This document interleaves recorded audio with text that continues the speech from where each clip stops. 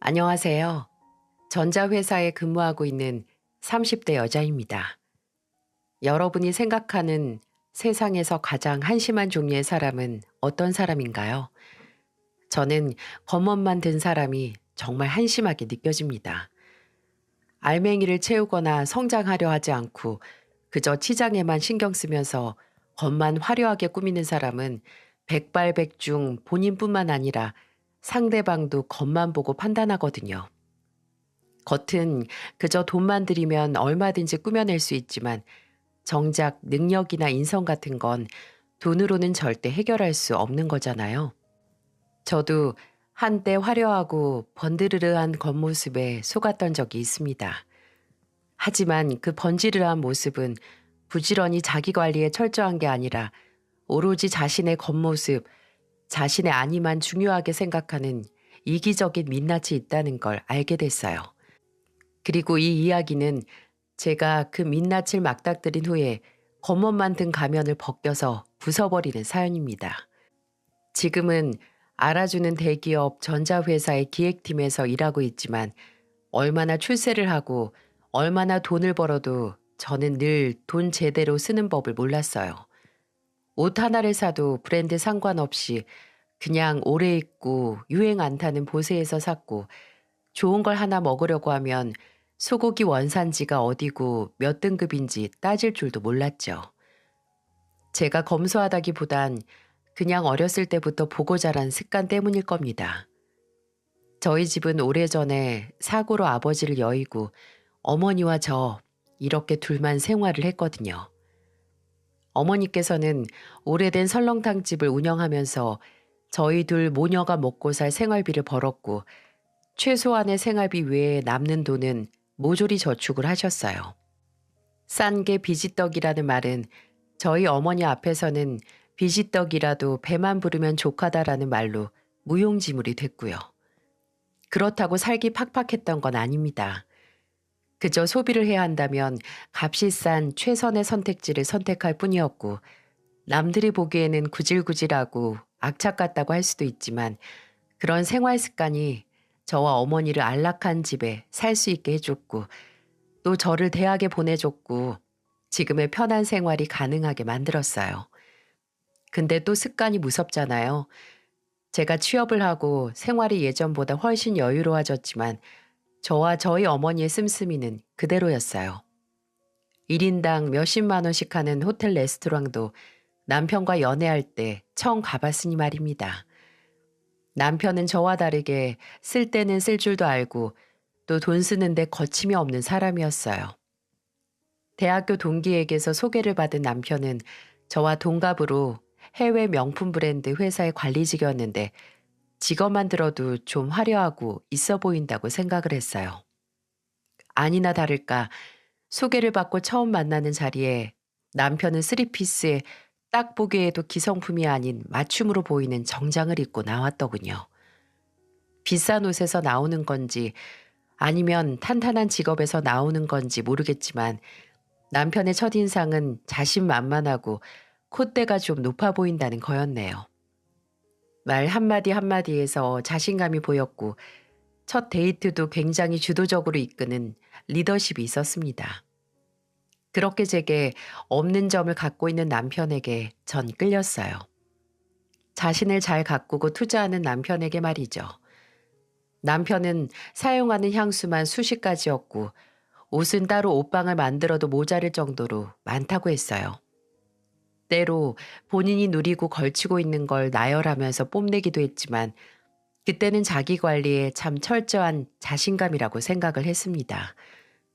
이왕 할 거면 뭐든 최고를 해야 직성이 풀리는 남편은 저와 연애를 하던 때도 최고의 데이트 코스를 짜서 왔어요.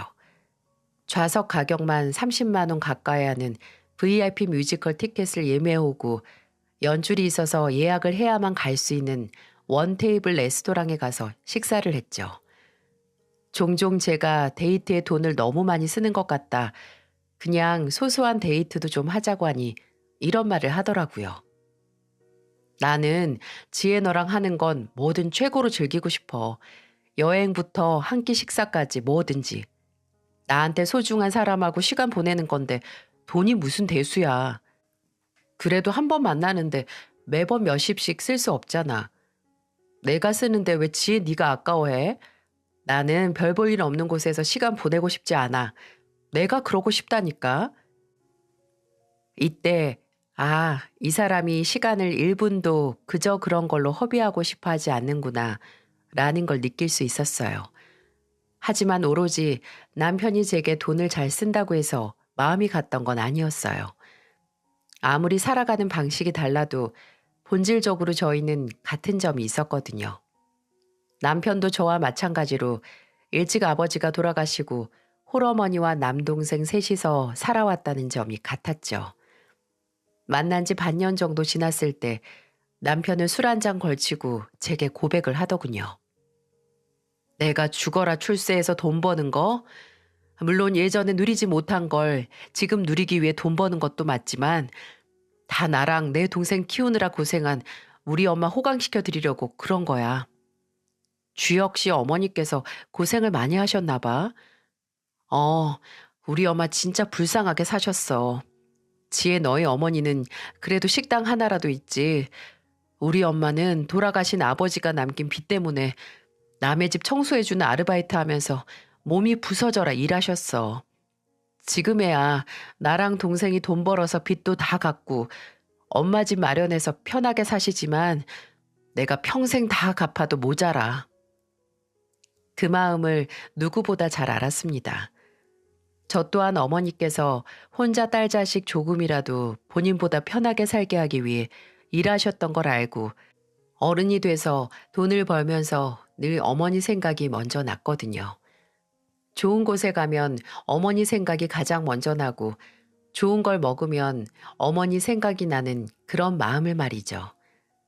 살아가는 방식은 너무나 다르지만 이렇게 동병상련 감정을 느낄 수 있는 남편에게 정이 들었고 저희는 사귄 지 2년 만에 결혼 준비를 하기 시작했습니다. 평소에도 본인 어머니 이야기를 참 애틋하게 하고 끔찍히 생각하는 걸 알고 있었지만 실제로 남편이 시어머니와 함께 있는 모습을 봤을 때는 적잖이 놀랐습니다. 처음 시댁에 결혼 전에 인사를 하러 갔을 때 남편은 산만한 덩치로 시어머니께 안겼고 시어머니도 그런 남편을 마주 안아주시면서 엉덩이를 톡톡 때리시더라고요. 제가 보는 앞에서 말이죠. 조금 놀라긴 했는데 그냥 사이가 정말 좋은가 보다라고 생각하고 넘겼어요. 근데 남편을 안아주던 시어머니가 남편 뒤에 있던 저를 보는 순간 달라지는 표정과 눈빛에 흠칫하고 놀랐던 게 4년이 넘게 지난 지금도 기억이 나요. 남편을 안아줄 때는 사르르 눈 녹듯이 미소를 짓던 인자한 얼굴이 저를 보자마자 싸늘하게 식으면서 무표정하게 변하는 게 말이죠. 처음 뵙겠습니다. 유지혜입니다. 그래. 잘 왔어요. 들어와요. 나중에는 웃어주시긴 했지만 뭔가 굉장히 가식적인 느낌이었어요. 억지로 웃어 보여주는 그런 느낌이요. 찜찜한 마음을 애써 한 구석으로 몰아두고 들어가 자리에 앉았을 때 형식상 이런저런 이야기가 오고 갔습니다. 그러다가 저도 아버지가 일찍 돌아가시고 어머니도 혼자 오래 지내셨다는 이야기가 나왔는데 시어머니가 갑자기 굉장히 서글픈 표정을 지으시더라고요. 그래서 본인 처지와 같은 집안이라서 좀 공감이 되시나 싶었는데 그 입에서 나온 말은 전혀 그런 종류의 말이 아니었어요. 우리 아들 불쌍하게 장인하고 술 한잔 못 해보겠네. 아니, 이게 말이 되나요? 불쌍한 건 일찍 아버지가 돌아가셔서 어머니하고 둘이 산 저지 장인한테 고작 술 한잔 못 받는 남편이 대체 뭐가 불쌍하냐고요. 제가 어처구니가 없어서 뭐라 대답을 못하니까 남편은 수습한답시고 내가 결혼해서 장인어른 생기면 아버지랑 못 해본 거 하고 싶었던 걸 아셔서 그래. 라고 하는데 그 말에 저도 기분이 나빠 작은 목소리로 남편에게 그럼 나도 억울하지. 며느리 사랑은 시아버지라고 하잖아. 라고 했네요. 시어머니는 본인이 말실수한 걸 전혀 인지하지 못하고 그 후로도 제가 국내 대기업에 다닌다는 얘기가 나오니까 요새는 해외 브랜드가 최고라더라 라는 소리를 하셨네요. 좀 짜증이 나서 시댁 거실을 쭉 둘러보고 어머님, TV랑 에어컨이랑 저기 공기청정기 다 저희 회사 제품이네요. 써보니까 역시 국내 제품이 최고죠? 라고 하니 시어머니는 입술을 한번 삐죽거리고 바로 다른 주제로 대화를 돌리시더군요. 나중에 시댁에서 식사를 다 마치고 집으로 가려고 일어설 때 제가 나오면서 차 키를 남편에게 건넸거든요. 근데 배웅해 주시던 시어머니가 그걸 보고 또 이렇게 말씀하셨어요. 너는 네 손으로 운전대 안 잡니? 갈 때도 주여기를 꼭 시켜야 쓰겠어? 아니 그럼 남편 차를 타고 왔는데 굳이 제가 운전을 해서 가야 하는 건가요? 운전을 제가 안 했다는 것만으로 타박받아야 하는 건지 남편은 제게 우리 엄마가 나를 너무 아껴서 그래. 장가 간다니까 걱정되고 서운하셔서 괜히 지금만 그러시는 거지. 결혼하면 안 그러실 거야. 라고 했지만 저는 그 말을 믿지 않았어요. 그리고 제 예상이 적중했죠. 시어머니의 이런 행동은 저희가 결혼을 해서 더 심해졌지 결코 나아지진 않았습니다. 오히려 이 첫 만남이 시작이었죠. 솔직히 너무 많아서 전부 늘어놓진 못하겠지만 정말 대표적인 얘기만 해드릴게요. 일단 시어머니는 남편이 힘을 쓰는 꼴을 못 보셨어요. 무거운 물건을 들거나 벽에 못을 박고 가구 같은 걸 조립하는 것을요. 결혼하고 처음으로 시댁 김장을 도와드리러 간 날이 있었거든요. 처음부터 제게 먼저 전화를 하셔서 바쁜 애한테 말하지 말고 그냥 너만 오라고 그렇게 얘기하시더군요. 남편은 주말에 쉬게 내버려 두고 저만 오라고요. 근데 제가 왜 굳이 그래야 하나요? 모른 척하고 남편을 끌고 가니 시어머니는 현관으로 들어서자마자 절 째려보시더군요. 그리고 김장을 준비하면서 김치를 버무려야 할 큰 대야가 필요하잖아요. 근데 바닥에 깔린 비닐이나 신문지는 보이는데 대야가 도무지 안 보여서 시어머니께 물어봤죠. 어머님, 김장할 큰 대야 같은 거 없어요? 어디서 해요? 어? 아, 있어, 있어. 잠깐 기다려봐라. 그러고 한참을 주방에서 다른 일을 하셔서 저도 양념 만든 거 정리하고 있는데 그때 남편이 화장실에 갔거든요. 화장실 문이 닫히는 소리가 나자마자 갑자기 저를 부르셨어요. 너 이리 와라 라고 부르셔서 간 곳은 다용도실이었고 시어머니는 다용도실 끝에 자리한 작은 창고 문을 가리키면서 이렇게 말씀하셨어요. 거기 열면 제일 윗칸에 다라이 큰 거 3개 겹친 거 있을 거다. 끄집어내서 이쪽에 내려다 놔라. 일단 시키시니까 하긴 했는데 느낌이 좀 이상했어요. 아무래도 타이밍이 말이죠. 남편이 없을 때 제게 힘쓰는 일을 시키려고 아마 기다리고 계셨던 것 같지 않나요? 그래도 사람이 그렇게 유치할까 싶어서 애써 다르게 생각하려고 하는데 제 느낌은 틀린 게 아니었네요. 시어머니는 남편에게는 담근 김치를 넣은 빈통을 안겨주면서 옮기라고 하시고 제게는 절인 배추가 가득 들어있는 스텐 대야를 안겨주시면서 거실로 옮기라고 하셨습니다. 뭐가 더 무거울까요? 남편은 키가 180이 넘고 운동도 꾸준히 해서 몸이 좋았고 저는 160 초반의 키에 몸에 근육도 얼마 없어서요. 근데도 시어머니 눈에는 남편이 세상 약해 보이고 제가 힘 좋은 돌쇠처럼 보이는지 너무나 당연하게 무거운 것만 골라서 제게 일을 시키시더군요. 진짜 헛웃음이 나왔습니다.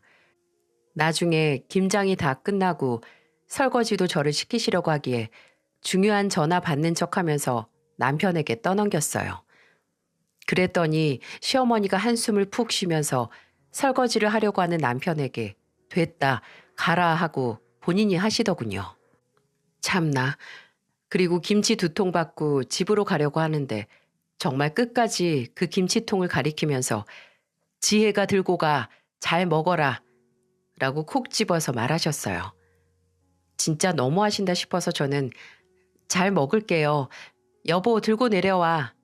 라고 한 다음에 먼저 현관문을 빠져나갔습니다.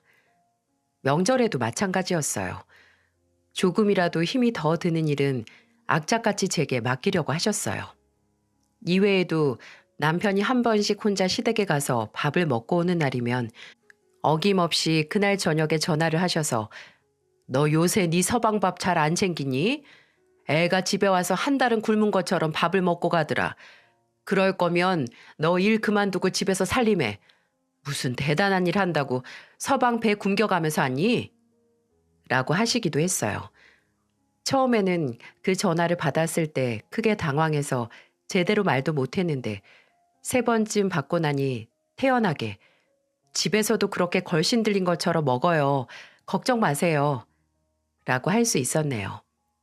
그 후로도 종종 제게 일을 그만두면 어떻겠냐는 말을 꺼내시긴 했는데 그중에는 빨리 그만두고 집에서 쉬어야 애가 잘 들어선다 라는 이유 때문이었어요. 여자가 밖에서 오래 일하면 애가 잘 안 들어선다는 말도 안 되는 소리를 하면서 말이죠. 저희 부부가 결혼 후 얼마 안 지나서 바로 임신 계획을 생각했던 건 사실이었지만 제가 일을 해서 애가 안 들어선다니 말이 안 되잖아요. 근데 결혼하고 2년이 지나도 애가 안 들어서자 한 번은 저를 의심까지 하시는 거 아니겠어요? 몸에 이상이 없는 이상 이렇게 애가 안 생길 수 없다고 저를 끌고 산부인과에 가려고 하셨어요. 그것도 처음에는 밥 사주시는 척해서 저를 불러내신 후에 말이죠. 시어머니가 점심 한 끼 하자고 하셔서 나간 자리는 제 몸에 이상이 있는지 없는지 알기 위한 덫이었습니다. 식사를 다 하자마자 갈 곳이 있다고 저를 데려간 곳은 바로 산부인과였어요. 어머님, 여긴 왜... 내가 불안해서 직접 너 데리고 병원 와서 네 몸에 하자 없는 거 눈으로 확인해야 내가 발 뻗고 잘 수 있을 것 같아서 그래. 아니 결혼한 지 2년이 다 됐는데 어찌 여직 소식이 없어? 제가 저번에 말씀드렸잖아요. 올해 초에 건강검진 싹 했을 때 산부인과 검진도 했는데 아무 문제 없다고 했다고요. 내가 그걸 어떻게 믿어? 그냥 한 번 더 받아봐. 내가 보는 앞에서. 못 믿으시는 건 어머니 문제고요. 제가 괜찮다는데 대체 왜 그러세요? 그리고 제가 문제가 없다면 주혁 씨도 검사를 해야 하는 거 아닌가요?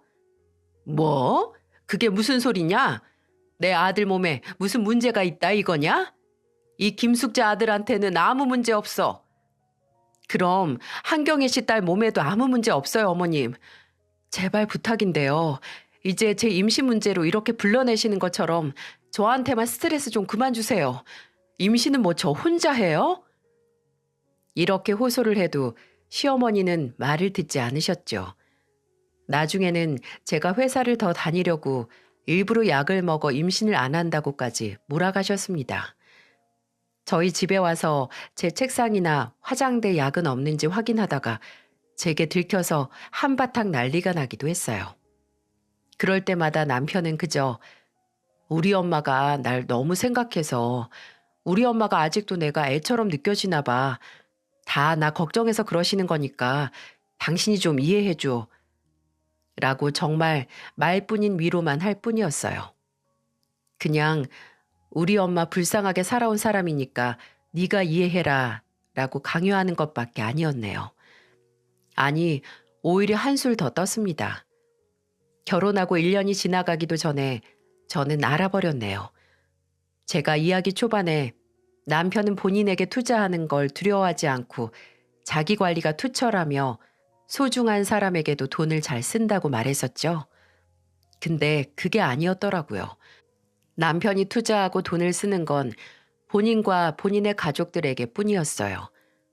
저와 제 가족은 그 바운더리에 들어가지도 않았고요.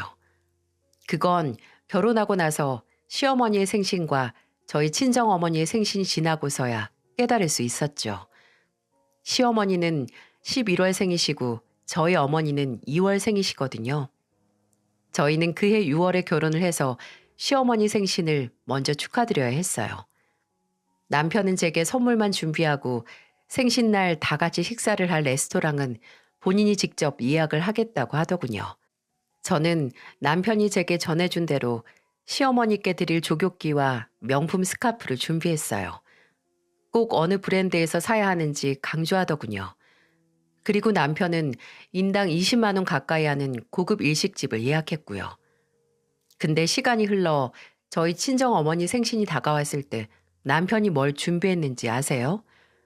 이번에는 저희 어머니 생신이라서 제가 생신을 축하할 식당을 예약하려고 했는데 남편이 그런 저를 말리더라고요.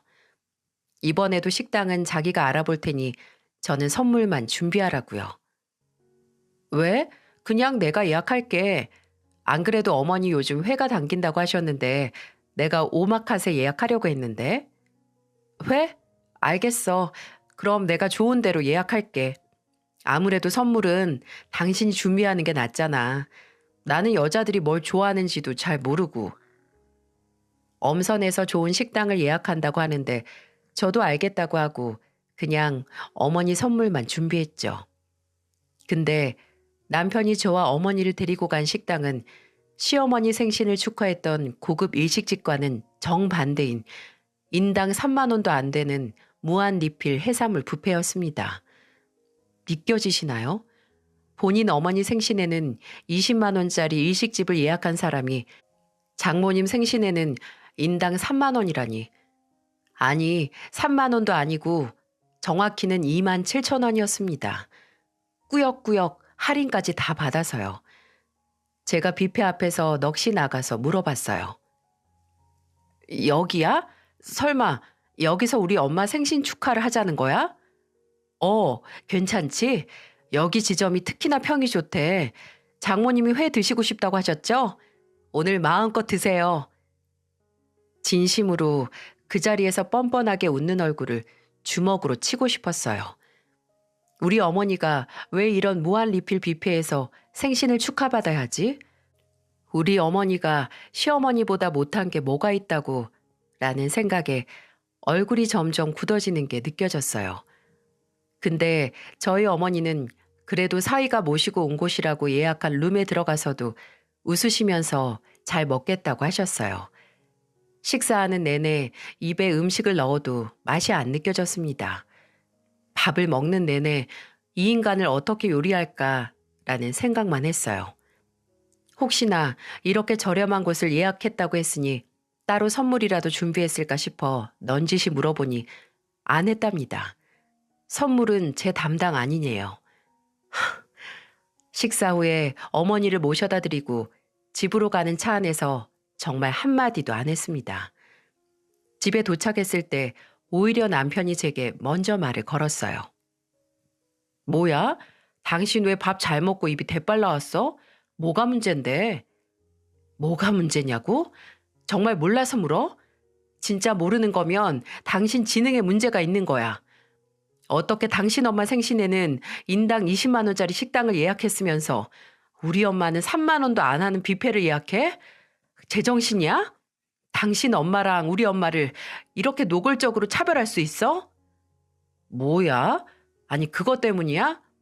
나는 장모님이 회 드시고 싶다고 해서 많이 드시라고 뷔페 간 거지. 너도 참 속이 좁다. 웃기고 있네. 모른 척하지 마. 누굴 머저리로 알아? 당신 분명히 당신 엄마랑 우리 엄마 차별한 거야. 진짜 진심으로 대접하고 싶었으면 생신날 비싼 횟집이나 일식집 가서 드시고 싶은 만큼 무제한으로 시켜주지. 무슨 무한 리필집에 가? 당신 엄마 생신에 무한 리필 뷔페 갈 수 있어? 당신 회사 상사들 모실 때 무한 리필집 갈 거야? 명품 브랜드에서 일한다고 온 몸을 명품으로 두르고 다니면 뭐하니? 정작 가족은 무한 리필집 데려가서 대접한다고 하는데. 아, 그건 다르지. 장모님은 워낙 아무거나 잘 드시잖아. 음식도 원래 맛을 아는 사람 입으로 들어가야 안 아까운 거야. 아, 그래? 그럼 내년 시어머니 생신에는 당신이 먹던 남은 음식 대접하면 되겠다. 그치? 뭐? 너 그게 무슨 말이야? 당신 어머님 꼭 당신이 먹다 남긴 밥 싹 드시잖아. 감자탕에 있는 고기도 그렇고 간장게장도 당신이 먹다 남긴 거 꼭 한 번 더 싹 긁어서 드시잖아. 남은 음식만 먹던 사람한테 그렇게 좋아하는 남은 음식 드려야지. 안 그래? 이 사건 후로 같은 문제로 몇 번을 싸웠는지 몰라요.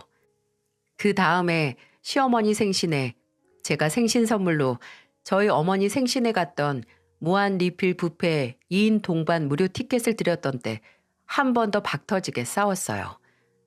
남편은 본인 가족이나 본인에게 드리는 돈이나 시간, 노력은 전혀 아까워하지 않으면서도 꼭 저나 저희 어머니께 들어가는 투자는 아까워서 쩔쩔매면서 꼭 어떻게 해서든 더 싸거나 시간이 덜 들어가는 길을 찾으려고 했습니다. 한 번은 무슨 바람이 불었는지 본인 회사 브랜드에서 새로 출시한 화장품을 가져와서 저희 어머니 가져다 드리라고 주더군요. 웬일이래? 하고 고맙다고 했는데 뭔가 화장품 케이스들이 굉장히 작은 겁니다. 근데 용량이 되게 작다. 원래 크림 한 통에 50ml는 하잖아. 이건 30ml 정도 돼 보이고 이건 20ml 정도 되겠는데? 아, 신제품이라서 그래. 신제품이라서. 정식 출시 전에 먼저 만든 거라 아무래도 용량이 좀 작아. 그리고 원래 고급일수록 용량은 적은 거야. 이 얘기를 듣고 그저 그런가 보다 했는데 거짓말을 치려면 증거를 완벽하게 없앴어야죠.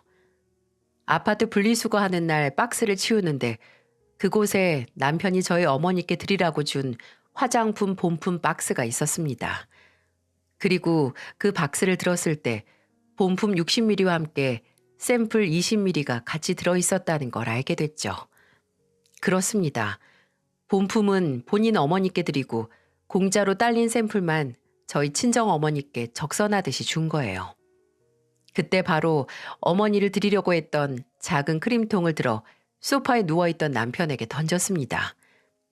일단 샘플 줄 거면 차라리 주지 말라고 필요 없다고 고래고래 소리를 지르면서요.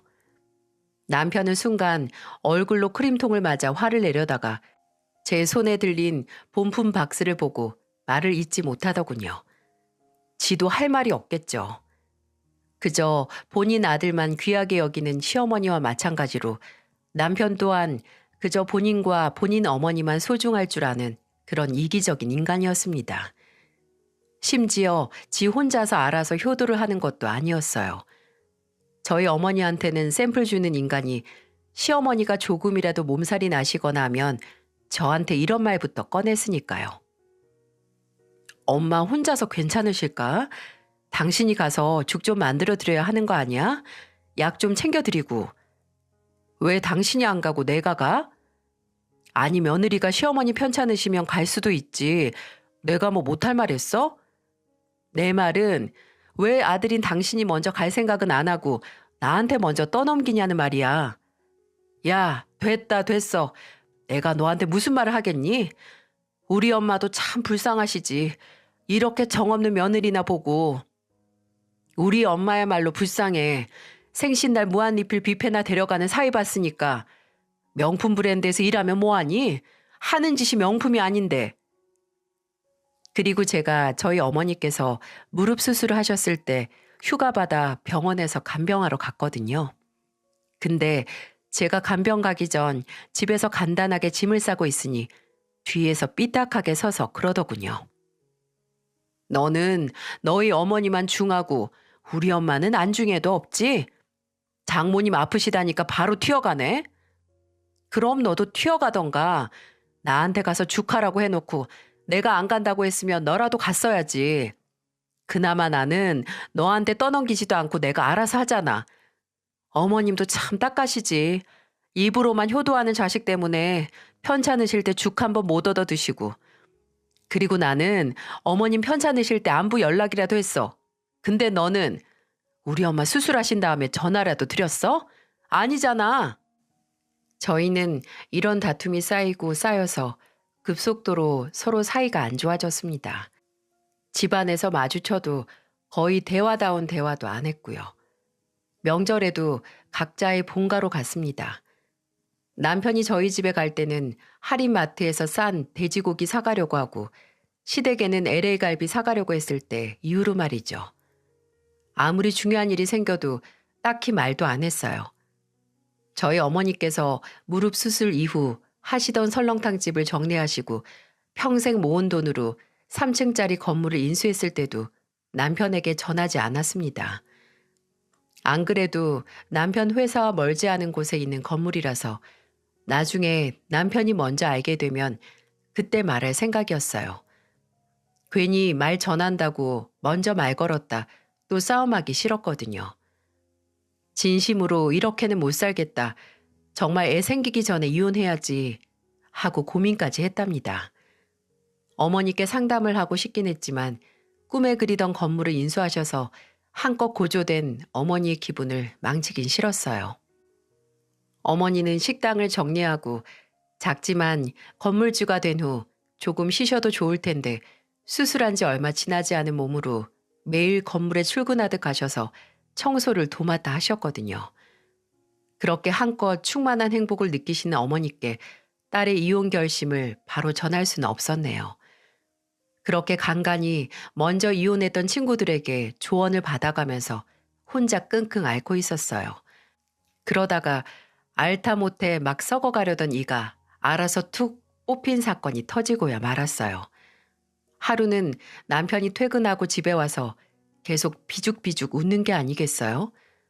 저랑 눈을 마주칠 때마다 굉장히 기분 나쁘게요. 며칠 전부터 감기 기운이 있다고 죽어가던 사람이 왜 저러지 싶어서 미심쩍었는데 밥을 먹다 말고 대뜸 이런 소리를 하더군요. 이번 주 주말에 우리 엄마 모시고 바람 좀 쐬러 가자. 이번 주? 안 돼. 나 금요일에 엄마 모시고 병원 갔다가 엄마 집에서 자고 올 거야. 너는 무슨 며느리가 그러냐? 좀 시어머니한테 잘 보일 생각 없어? 주말에 모시고 좋은 데 가서 같이 시간도 좀 보내고, 어? 그러는 너는 좋은 사이가 될 생각은 있어? 평소에 전화 한 통 안 하는 주제에 무슨 할 말이 있어서 그래? 야, 전화? 참나. 내가 아무리 전화를 한다 한들 장모님은 내 전화 받을 시간도 없으실걸? 청소하느라 너무 바빠 보이던데. 뭐? 그게 무슨 소리야? 내가 너 쪽팔릴까봐 말 안 하려고 했는데 너도 참 너무하다. 아무리 네 엄마가 건물에서 청소일 하는 게 부끄러워도 그렇지 남편한테도 말을 안 하냐? 무릎 수술하시고 뭐 식당 매출이 얼마나 떨어졌길래 장사까지 접고 건물 청소를 하고 다니셔? 말 좀 똑바로 처음부터 해. 무슨 소리인지 알아먹게. 끝까지 모른 척하네. 나 오늘 회사 근처 병원에 갔는데 장모님이 계시더라. 아주 팔 걷어붙이고 바지 땅까지 젖고 청소 열심히 하고 계시던데. 참 그렇게 열심히 일하시는데 딸은 쪽팔려서 남편한테도 말 안 하고 장모님만 불쌍하시다. 당신 지금 땡땡상가 말하는 거야? 거봐, 당신도 알고 있네. 그래서 너 병원 갔다 우리 엄마 만나서 아는 척은 했어? 아니 뭐 장모님이 워낙 바빠 보이기도 했고 또 나도 점심시간에 병원 간 거라 시간이 없어서 그냥. 아, 창피해서 아는 척도 못했다? 야, 그러는 넌 자기 엄마가 건물 청소하는 거 쪽팔려서 나한테도 비밀로 했으면서. 그래, 쪽팔리만도 하지. 나도 건물 청소로 한 푼 버는 장모 쪽팔리던데. 그래도 나는 또 되게 대단한 것 마냥 죽고 못 살고 챙기길래 효심이 지극한가 했더니 내가 너 그럴 줄. 야, 이 머저리 같은 놈아. 그 건물 우리 엄마 거야. 지난 9월에 매입하셨어. 순간 저희 둘 사이에는 정적이 감돌았습니다. 제 말에 멈칫한 남편은 잠깐 굳어있다가 이내 크게 비웃음을 날리면서 말했어요. 야, 표정 되게 진지하네. 나 믿을 뻔했다. 아무리 당장 쪽팔려도 수습 못할 거짓말은 하는 게 아니지. 너 나중에 어떻게 하려고 그러냐? 믿든 말든 그건 네가 알아서 하고. 쪽팔려서 모른 척을 했어? 우리 엄마를? 진짜 상상을 초월하는 쓰레기구나 너. 내가 처음에는 무슨 콩깍지가 껴서 명품 휘두른 널 좋아했는지 모르지만 지금은 알겠어.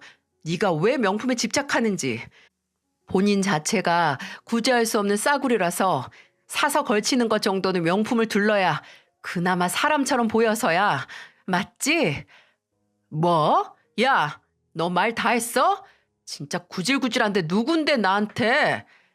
다 필요 없고 너 말 한 번 잘 꺼냈다. 타이밍 잘 맞췄어. 우리 이혼하자. 나 어제 변호사 보고 왔어. 그냥 상담만 받으러 간 건데 상담하다 보니까 아무래도 안 될 것 같아서 이혼 소장 작성도 하고 왔어. 아, 여기 있다. 저는 휴대폰을 들어서 변호사 사무실에서 작성 후에 찍어둔 이혼 소장을 남편에게 들이밀었습니다.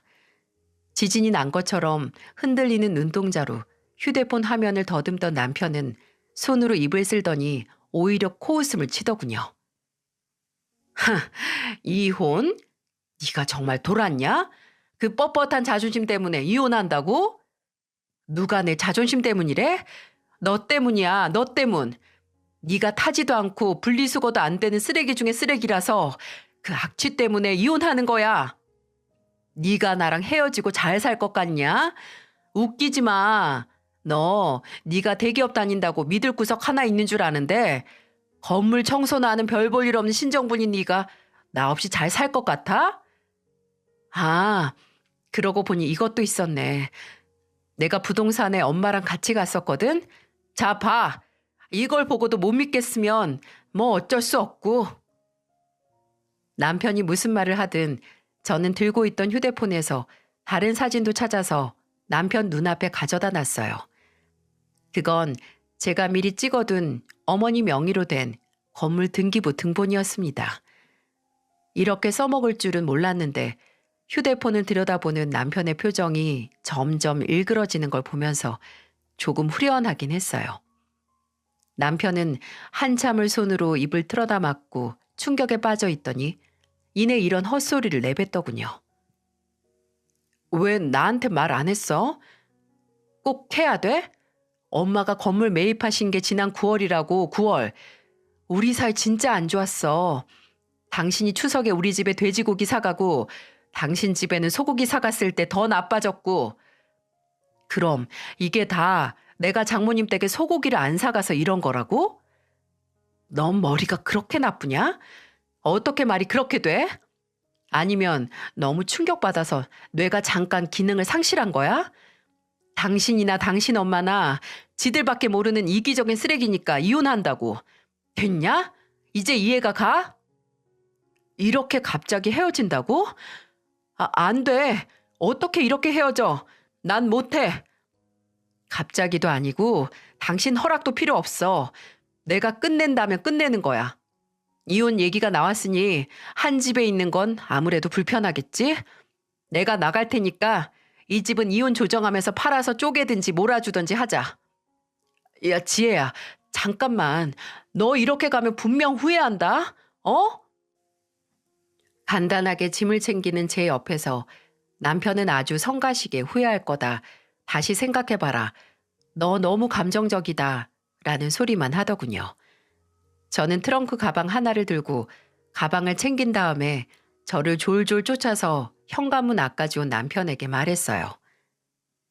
왜? 건물주 딸이라고 생각하니 이제 아깝니? 너 같은 놈은 그냥 평생 껍데기나 치장하고 그렇게 소중한 네 엄마랑 같이 살아. 아마 너 같은 놈 데려간다는 여자 없을 테니까 지구상에 딱 하나 있는 너 좋다는 여자, 네 엄마 잘 모시면서 살라고. 그대로 저는 어머니 댁으로 향했습니다. 어머니는 제가 남편과 사이가 좀 서먹하다고만 알고 계셨지 이렇게 이혼까지 결심할 정도로 나쁘다고는 상상도 못 하셨거든요. 아닌 밤중에 이혼하겠다고 찾아온 딸을 보고 놀라긴 하셨지만 이내 제 설명을 듣고 잘했다고 안아주셨어요. 정말 오랜만에 어머니 품에 안겨서 시원하게 울었습니다. 그건 슬픔이나 아쉬움의 눈물이 아니라 후련함과 지금까지 참아왔던 울분을 해소시키는 눈물이었어요. 당연히 남편은 다음날 저희 어머니 댁으로 찾아왔어요. 남편이 올 줄 알았습니다. 그날 저희 어머니에게 전화가 한 통 왔거든요. 어머니가 건물을 매입할 때 도와준 부동산 중개인이었는데 오전 중에 어머니 건물에 대해 묻는 사람이 하나 있었다고 하더라고요. 땡땡 상가 건물 주인이 누구냐고, 언제 바뀌었냐고 꼬치꼬치 묻길래 그런 건 안 알려준다고 하고 쫓아냈대요. 40대로 보이는 남자였는데 혹시 아는 사람이냐고 했다고 하더라고요. 딱 보기에도 제 남편이었죠. 부동산에 건물주 이름을 확인하는 것도 못한 남편은 그래도 제 말을 믿기로 한 건지 어머니 댁으로 찾아와서 제게 용서를 구했어요. 여긴 왜 왔어? 난 너하고 할 말 없어. 잠깐만 기다려봐. 제발 대화 좀 하자. 나도 할 말은 해야지. 그러니까 변호사 통해서 하라니까? 너랑 나랑 이제 얼굴 마주보고 대화할 그런 사이 아니야. 지혜야, 제발 같이 산 시간을 생각해서. 같이 산 시간 생각하면 너 여기서 나한테 두들겨 맞았어. 진짜 본인이 어떻게 살았는지 객관화가 안 되는구나. 그런 너랑 내가 무슨 얘기를 하겠어. 2번 다시 찾아오지 마. 그럼 정말 끝까지 가는 거야. 다시 입을 열려던 남편을 무시하고 바로 쾅 문을 닫았습니다. 결과적으로 저희는 소송을 통해서 이혼을 했어요. 남편은 억울하다, 피해자는 본인이라고 했지만 어디 그게 사실이고 증거가 있나요? 오히려 제가 사기 결혼으로 소송을 하고 싶었지만 안타깝게도 저 또한 마땅한 증거가 없었기에 적당히 재판 전에 조정을 해서 마무리를 했습니다. 집과 재산을 거의 절반씩 나누어 가졌고 저는 그 후 이사를 가서 어머니와 함께 살았어요. 정말 반짝반짝 빛나는 사람이었기에 저도 그 사람 곁에 서면 함께 반짝거릴 줄 알았는데 오히려 그 반짝거림을 더 반짝이게 해주는 들러리에 지나지 않았습니다. 본인을 소중히 여기고 투자하는 사람이기에 저에게도 그럴 줄 안 거죠. 그저 겉모습에 속아한 결혼은 정말 속절없이 파국으로 가기 전에 최후를 맞이했네요. 근데 저는 이혼 확정이 나고 이제는 끝이라고 생각을 했는데 이혼하고 한 10달 정도 지났을 때였을까요? 모르는 번호로 전화가 오더군요. 이혼한 지 거의 1년이 다 되어 가는데 혹시 전 남편과 관련된 전화일 거라 생각도 안 하고 받았는데 앞불싸 시어머니였습니다. 아니, 시어머니였던 사람이죠. 처음에는 목소리도 못 알아보고 여보세요? 말씀하세요. 라고 하니까 이내 정말 다 쉰 목소리로 나다, 나야 라고 하는 말에 숨을 삼켰어요. 무슨 일이세요? 왜 전화하셨어요? 혹시 주혁이가 너한테 연락했니? 네? 아니요. 그 사람이 왜 저한테 연락을 해요? 그리고 그쪽도 저한테 연락하지 마세요. 이제 남보다 못한 관계니까. 그렇게 단호하게 전화를 끊었는데 이틀 뒤에 한 번 더 전화가 왔어요. 또다시 그 인간이 혹시 저한테 찾아가진 않았냐고요. 짜증나고 답답해서 무슨 일이냐고 하니 한참을 뜸을 들이다가 정말 충격적이고 알고 싶지도 않은 얘기를 제게 해주더라고요. 주혁이가 한 달 전에 회사에서 잘렸어.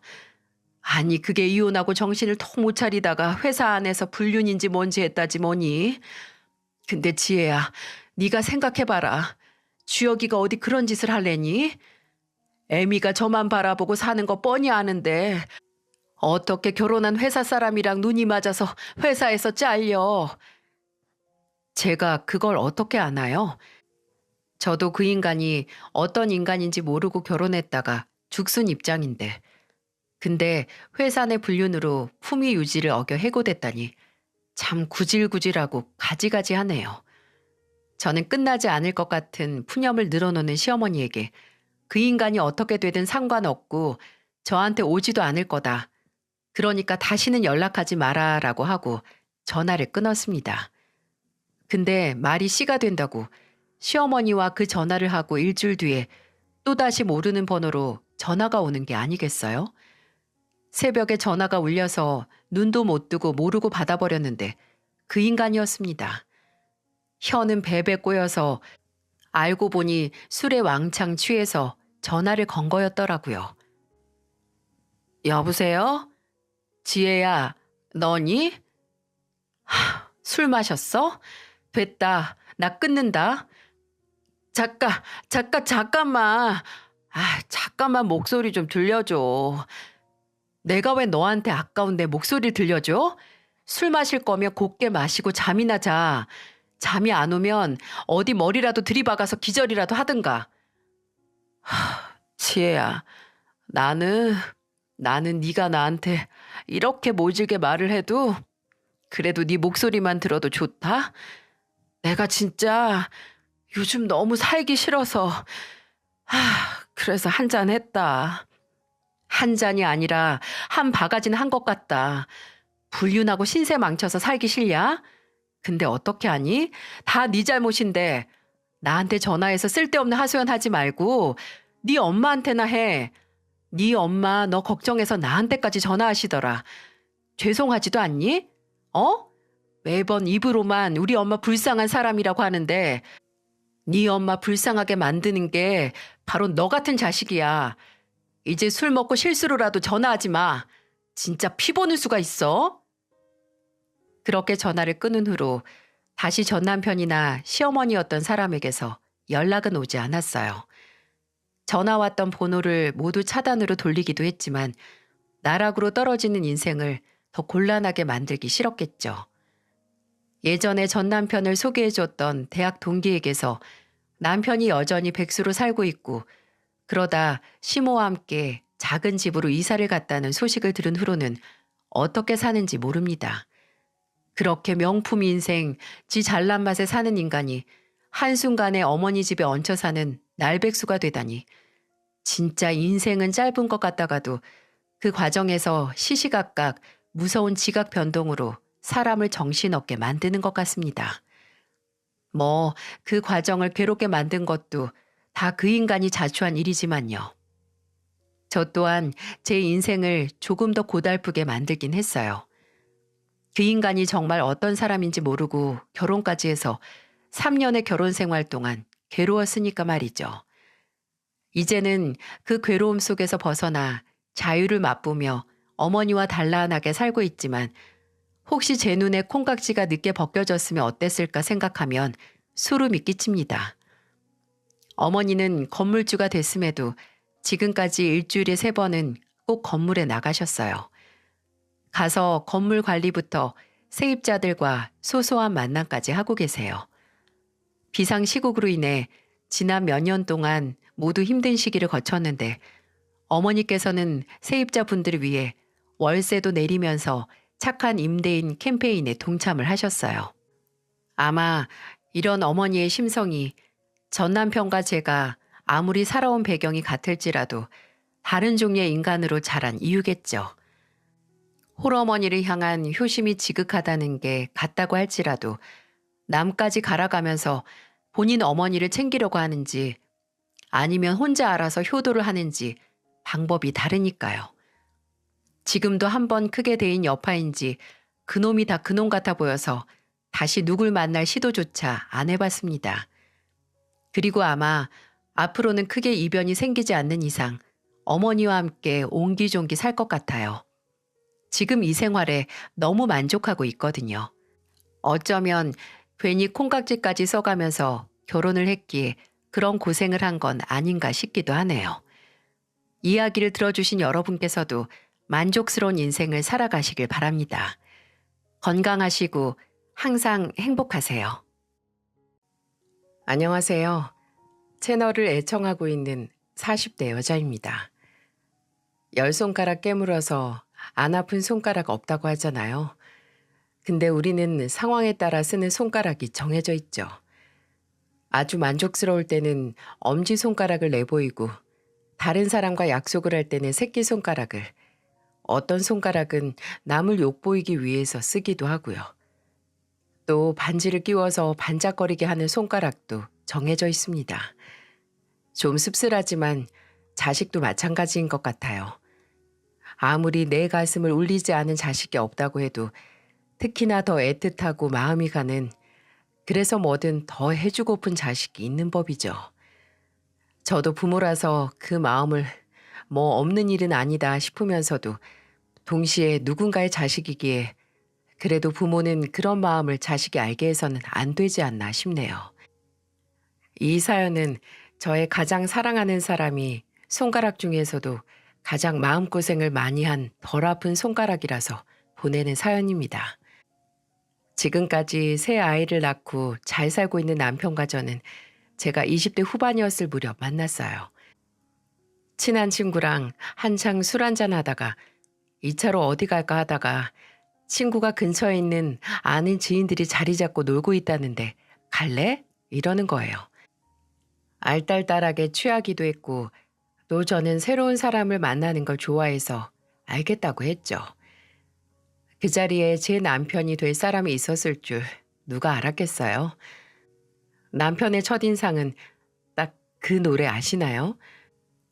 월남에서 돌아온 새까만 김상사, 이제야 돌아왔네. 딱 그 노래말 그대로 새까만 사람이었어요. 몸도 좀 두툼하고 눈썹도 짙어서 얼핏 보면 조금 무서운 인상이었습니다. 저는 그런 남편을 보고 좀 주춤하게 돼서 도착한 술자리에서 최대한 멀리 앉았습니다. 그런데 다들 술 들어가서 시끄러운 자리에서 손에 사이다 하나 쥐고 조용히 있는 겁니다. 간간히 웃기는 하는데 뭐가 그렇게 수줍은지 고개를 푹 수그리고 웃고요.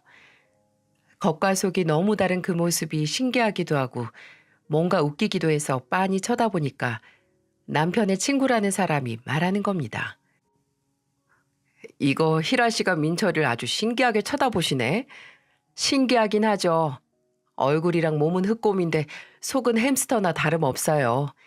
이 자식이 포크레인 기사인데 요새 밖에서 작업하는 게 워낙 많아서 이렇게 탔대요.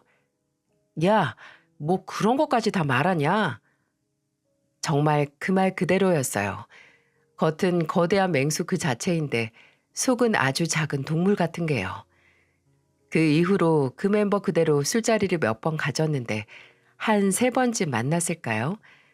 남편이 손을 덜덜덜 떨면서 제게 번호를 물어보더라고요. 그게 웃기기도 했는데 또 참 좋아 보이기도 했어요. 그렇게 연락처를 주고받고 따로 만나다가 연애를 시작했습니다. 저만 만나면 얼굴은 빨개지고 어떻게 옆에서 뭐든 제가 원하는 걸 함께하길 원하는 사람이었죠. 어떤 때는 너무 내 눈치를 보는 게 아닌가 했는데 천성 같더라고요. 소심하고 내성적인 모습이 말이죠. 만난 지 1년이 안 됐을 때 이미 저희는 서로의 마음을 확인하고 암묵적으로 결혼도 생각했던 사이였어요. 근데 제가 덜컥 임신을 먼저 하게 된 거죠. 저야 어차피 결혼을 한다면 이 사람이다라고 생각하던 와중이라서 둘만의 신혼을 갖지 못하겠지만 뭐 어쩔 수 없지 했습니다. 제 자취방에서 남편이 사온 선짓국을 함께 먹다가 제가 무심결에 던졌어요. 아, 맞다. 나 임신했어. 제가 국물을 떠 한 입 먹으려고 말하는데 남편은 정말 드라마의 한 장면처럼 숟가락을 댕그랑 하고 떨어뜨리더군요. 저는 그 모습을 보고 와, 이 사람한테 매일 깜짝 놀랄 만한 말 하면 심심하진 않겠다 생각을 했죠. 남편은 입을 벌벌벌 떨어가면서 마치 대역 조인 마냥 제 손을 잡고 말하는 겁니다. 희라야, 내가 너무 미안해. 너 아직 어린데 내가... 이보세요. 나 내일 모레 30이야. 어리게 봐주는 건 고마운데 이렇게 입술 떨 일은 아니네요. 그래도 내가... 민철 씨 나랑 결혼할 생각 아니었어? 그럼 당연하지. 희라 아니면 나 데려가 줄 사람이 누가 있어. 그래. 그냥 우리 하늘에서 축복이 빨리 날아왔다고 생각하자. 근데 희라 너 입고 싶은 웨딩드레스도 있을 거고 예전에 신혼기간 길게 갖고 싶다고도 했잖아. 뭐 어쩌겠어.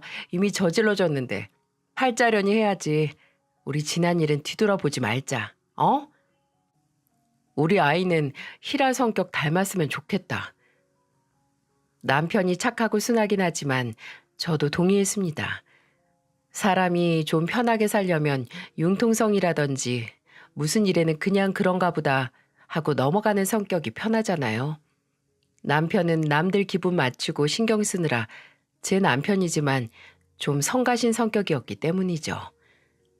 근데 남편과 결혼 준비를 하면서부터 늘 미스테리였던 남편 성격의 근원지를 보고야 말았습니다. 처음으로 남편 부모님을 뵈러 간 날 초반에는 평범했어요. 시어머니는 세련되고 나이에 비해 굉장히 잘 꾸미시는 분 같았죠. 관리도 많이 하신 것 같았고요. 목소리가 조금 크시긴 했어도 좋은 분 같았습니다. 시아버지께서도 말수는 적으셔도 오히려 그게 사람이 가볍지 않고 묵직해 보였죠. 결혼 전에 애를 가져서 어쩌냐, 신혼여행은 국내가 낫겠다, 부모님은 어느 동네 사시냐 등등 처음 시댁에 될 집에 가서 할 법한 질문을 듣고는 조곤조곤 대답을 했죠. 이미 남편에게서는 시아버지께서 3층짜리 상가 건물을 가지고 있다는 걸 들어서 시댁이 어느 정도 금전적으로 안정이 됐다는 걸 알고는 있었거든요. 근데 시아버지께서 대뜸 신혼집은 걱정하지 말라고 하시더라고요. 저는 그때 대기업 공장 생산직으로 일하고 있었고 남편은 포크레인 기사 일을 시작한 지 얼마 되지 않았을 때였거든요. 그냥 둘이서 모은 만큼 해서 살자라고 입 맞췄는데 신혼집 전세금을 지원해 준다고 하니 너무 감사했죠. 그렇게 화기애애한 분위기가 이어질 때쯤 갑자기 띵동하고 현관문 벨이 울리는 겁니다. 시어머니는 어머 이 시간에 누구야? 하면서 밖으로 나가셨고 이내 현관에서 시어머니가 아주 반가운 목소리로 누군가를 맞이하는 소리가 들리더라고요. 어머 어머 우리 장남이 어쩐 일이야. 바쁘신 양반이 말도 없이. 아, 오늘 민철이 신부 데려온다고 해서 일하다가 중간에 나왔어요. 금방 들어가 봐야 돼요. 아유, 지금이 몇 시인데 아직도 일을 해. 우리 사장님이 정말 바쁘다니까. 시댁에 온 갑작스런 손님은 바로 남편의 형, 저의 아주버님이었습니다. 남편에게는 3살 위 형이 있었는데 남편에게 먼저 듣기로는 투자회사를 운영한다고 들었거든요. 역시 성공한 사업가라서 시어머니의 반응이 저렇게 요란하구나 했죠. 근데 그 환영이 어째 끝나질 않는 겁니다. 원래 처음 시댁에 인사를 드리러 온 손님은 저고 또 첫인사인 만큼 주인공은 저와 남편이잖아요. 근데 아주버님이 인사를 하고 자리에 앉는 순간 대화의 주제는 온통 아주버님에 대한 이야기가 됐죠. 희라야, 땡땡 매니지먼트라고 들어봤니? 아니요, 딱히. 어머, 애가 젊어서 그런가. 아직 투자나 펀드에 관심이 없구나. 우리 장남이 운영하는 회사인데 신생 회사 중에서 제일 고객 수가 많아. 아우, 정말요? 대단하시네요. 대단할 것도 없어요. 그냥 작은 투자 자문 회사예요. 아직 갈 길도 멀었고. 아유, 우리 장남은 너무 겸손해서 탈이야. 좋은 자세이긴 하지만 사업하는 남자가 겸손해야지. 오만한 것보단 100번 나아. 아유, 그래요. 네 시아버지랑 나랑 우리 장남 처음에 사업 시작할 때 첫 번째 고객이자 투자자였거든. 큰맘 먹고 투자 한번 잘했지. 그때 거의 현금 있는 거 다 쏟아부었는데 회사가 이렇게 빠르게 클 줄 누가 알았겠어? 몰랐으면 투자도 안 했어. 전 직장에서 열심히 배운 만큼 하는 거지. 예, 그리고 2년 전에 결혼한 여자는 또 얼마나 예쁜 줄 아니? 우리 맏며느리가 무용과를 나와서 그런가 아주 키도 훤칠해 팔다리도 길쭉길쭉하고 아빠랑 엄마 둘 다 키 크고 용모가 빼어나서 둘이 손주 나오면 아주 볼만할 거야. 아유, 눈치 없이 동생네가 먼저 임신을 해서 어째? 아, 아주버님네보다 먼저 아이를 가지면 안 되는 줄 몰랐어요. 이럴 줄 알았으면 좀 덜 사이 좋을 걸. 그치, 민철 씨? 어? 아, 그렇지. 어머니, 요새 누가 형 먼저 애 낳고 동생이 나중에 낳아요. 다 때 맞으면 낳는 거죠. 기가 막혔습니다. 처음 인사를 하러 온 며느리 앞에서 아주버님 자랑만 주구장창 늘어놓는 것도 모자라서 맏며느리 자랑에 심지어 먼저 임신했다고 은근히 눈치까지. 그리고 아주버님 사업에 큰 돈을 투자했다는 걸 듣고 의아하긴 했어요. 제가 알기로는 남편은 지금 일자리를 구할 때까지 닥치는 대로 일을 했다고 들었거든요. 고깃집, 대리운전, 대리주차, 겨울엔 스키장에서 숙식하면서 일하고 여름에는 워터파크 일도 하고 둘째 아들은 취업 준비하는 동시에 잠을 줄여가면서 시간 아껴가며 돈까지 모았는데 장남인 아주버님은 사업 시작한다고 했을 때 그 당시 있던 현금 몰아부었다는 게 좀 납득이 되지 않았어요. 그리고 둘째 아들이 결혼할 사람 데려온 자리에서 갑자기 등장한 장남만 챙기고 말이죠. 제 눈앞에서 일어난 일이 모두 어이가 없었지만 제일 어처구니가 없는 건 남편의 태도였어요. 남편은 이 모든 게 마치 늘 있었던 일상인 것처럼 조용히 앉아서 고개만 끄덕이거나 가만히 허공을 보는 것뿐이었죠. 나중에 조금 짜증이 난 제가 입을 열었을 때 맞장구를 치긴 했어도 알겠더라고요. 남편의 소심하고 내성적인 남들 눈치를 많이 보는 성격은 모두 시부모님이 장남인 아주버님과 차별을 해서 나온 결과물이라고요. 둘째 아들은 완전 뒷전이고 그저 장남. 사람이 어려서부터 부모님 사랑을 넘치게 받아야 어느 정도 자존감이 형성됐는데 남편은 그 모든 관심을 형에게 빼앗겼으니 소심해질 수밖에요. 지금까지 제가 좋아했던 남편 성격 근원제 실체를 알고 나니 씁쓸하고 안타까웠어요. 지금까지 형과 차별하는 부모님 아래서 얼마나 외로웠을까 가슴도 아팠고요. 남편이 받은 대로 부모님에게 못하는 사람이 아닌 걸 알기에 더 슬펐죠. 지금까지 제가 봐왔던 좋은 아들인 남편의 모습은 그저 본인을 바라봐주지 않는 부모님에게 인정받으려는 몸부림같이 느껴졌어요. 나중에 제가 넌지시 차별에 대한 이야기를 꺼내니까 남편은 그냥 쓰게 웃으면서 말하더라고요. 그냥 익숙해.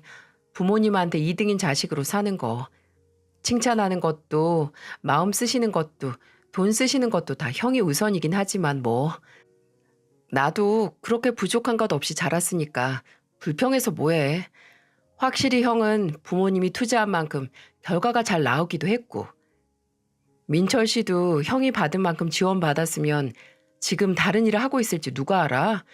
형만큼 지원 받아본 적도 없잖아. 그렇게 말하지 마. 뭐 그것도 맞는 말이네. 아, 그러고 보니까 형이 결혼을 빨리 해서 다행이다. 진짜 형이 결혼 안 한 상태였으면 나도 결혼 못하게 막으셨을걸? 형하고 뒤에 하라고. 그게 말이 안 된다고. 그런 게 어딨어. 그게 우리 부모님이야.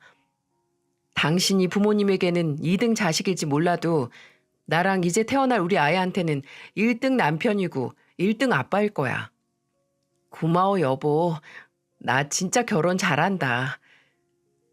분명 본인이 제일 아프고 힘들었을 텐데 그저 웃고 그러려니 넘기는 모습에 제가 더 억울하고 화가 나더라고요. 물론 지금 남편이 하는 일이 못한다는 게 아니라 마치 부모님이 정해둔 한계선을 정말 본인의 한계라고 믿는 것 같아서 안타까웠죠. 분명 더 잘 될 수 있다고 생각할 만한데 나는 부모님이 이 정도 해주셨으니 딱 이 정도의 사람이라고 생각하는 사람 같았죠. 저는 그런 남편에게 무조건적인 사랑을 주는 가족을 만들어주고 싶었어요. 늘 남편은 뒷전이었던 시부모님과 다르게 무조건적인 사랑과 관심을 주는 아내가 되고 또 그런 자식들을 남편에게 만들어주고 싶었어요. 그때까지만 하더라도 시댁이 어떠하든 우리 가족만 잘 살면 되지 하고 생각을 했는데 그게 아니더군요. 자식을 차별하는 시부모님은 며느리인 제게도 엄청난 영향을 주었습니다. 시작은 상견례부터였어요. 그날은 참석한 아주버님이 부인인 형님도 대동을 했거든요. 오늘도 시부모님의 모든 관심이 또 아주버님네로 가진 않을까 걱정을 했는데 다행히 초반에 장남이랑 맏며느리 자랑을 조금만 하시고 마시더라고요. 저희 부모님 앞에서는 그래도 자제를 했구나 싶었죠. 근데 제가 잠시 양해를 구하고 화장실에 갔을 때 문제가 터졌어요. 이를 보고 칸에서 나오는데 화장실 세면대 쪽에 형님이 계시더라고요. 형님은 이미 화장실에 제가 있던 걸 알았으니 그냥 눈짓만 했고 저는 어색하게 웃었죠. 손 아래 형님이라서 조금 불편하게 없지 않아 있었거든요. 제가 손을 씻고 있던 형님 옆에 서서 물을 트는데 대뜸 제게 이런 걸 묻는 겁니다. 동서, 결혼 전이긴 하지만 그냥 동서라고 불러도 되죠? 네, 편한 대로 하세요. 그래도 나보다 2살 많다고 들었는데 존댓말을 쓸게요. 근데 동서, 아버님이 신혼집 해주신다고 하셨어요? 네? 네. 전세금 도와주신다고 하셨어요. 진짜 한시름 났어요. 어? 전세? 아버님이 그냥 전세금만 주신대요? 네, 그러셨는데요. 우리는 아예 매매로 해주셨거든요. 처음 해주실 때 매매가가 10억 정도 했나? 2년 사이 훌쩍 뛰었죠. 거기가 인프라가 좋은 동네라서요. 근데 동서 전세 구하려면 힘들겠다. 요즘 전세는 아니잖아. 전혀 물어보지도 않은 정보는 제게 실실 웃으며 말하는 형님. 아니 솔직히 뒷전인 둘째 부부에게 전세금 2억 지원해주고 장남 부부는 10억짜리 아파트 사준다는 것보다 더 열이 받는 건 형님의 표정이었어요. 분명히 본인 남편과 제 남편이 부모에게 차별받는다는 걸 알고 있고 그걸 제게 으스대는 표정이었죠. 형님은 손을 다 씻고 제게 이런 말도 덧붙였어요.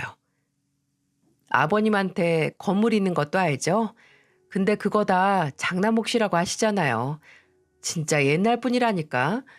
뭐 저희야 그 덕분에 유산 문제로 형제끼리 피 볼 일은 없으니까 다행이지만은요. 정말요? 먼저 묻지도 않는 것도 이렇게 잘 알려주고 제가 형님을 참 잘 만났네요. 저는 웃으면서 그렇게 말하고 페이퍼 타올에 손 탁탁 닦으면서 화장실을 나왔습니다. 상견례를 하는 방으로 돌아가니 그때 한창 시아버지 건물 얘기를 하고 있더라고요. 입점한 상점이 몇 개고 뭐 그런 거 말이죠. 저희 부모님은 건물로 으스대는 시부모님의 말에 적당히 맞춰주시고 계셨고요. 그때 제 뒤를 따라서 형님도 들어왔어요. 저희 아버지께서 자리에 앉는 저를 보시며 이렇게 말씀하셨어요. 이렇게 든든한 시아버지가 계시니까 우리 딸 걱정 없겠다. 그 건물이 시아버지 건물이지 제 건물도 아니잖아요. 그리고 그 건물 어차피 아주버님 거 될 거래요. 방금 형님이 아버님은 옛날 분이셔서 모든 걸 장남한테 물려준다고 편하다고 말해줬어요.